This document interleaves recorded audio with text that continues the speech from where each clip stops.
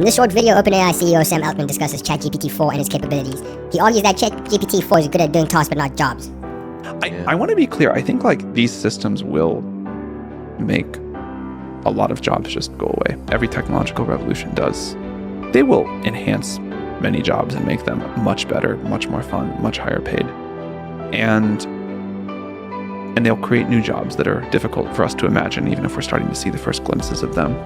So why can't ChatGPT 4 completely replace human workers? ChatGPT 4 is good at doing tasks but not jobs. A job is more than just a set of tasks. It also involves things like creativity, problem solving, and social intelligence.